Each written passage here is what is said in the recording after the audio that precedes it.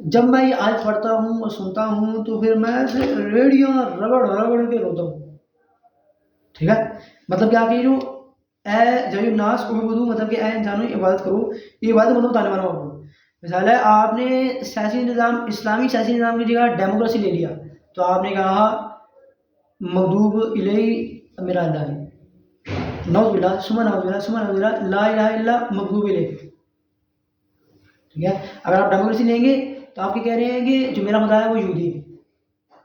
عبادت کا مطلب یہ ہے.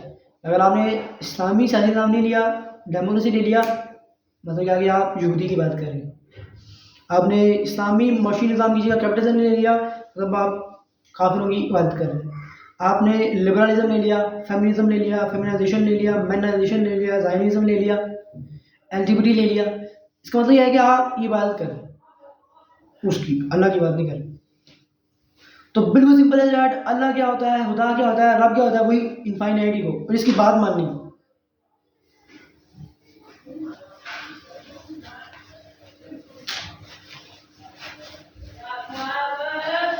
اچھا تو شاہجہاں پھر ہم نے کرنا کیا ہے؟ ابھی ابھی آپ نے میری بات سنی ہے نا، اب آپ اس کو اچھا ابھی آپ نے میری بات سنی ہے نا. اکثر لوگ اس سے کیا کرتے ہیں یار، لیکن لوگ سمجھنا نہیں چاہتے.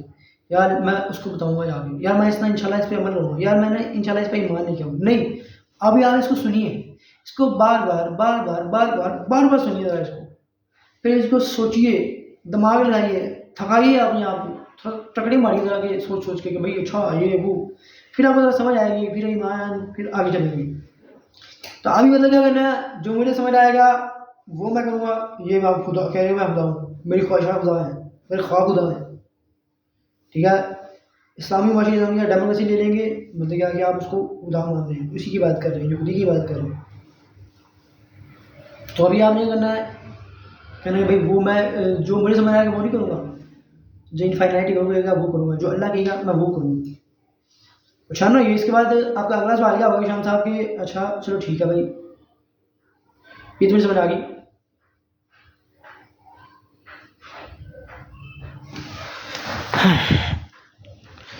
تو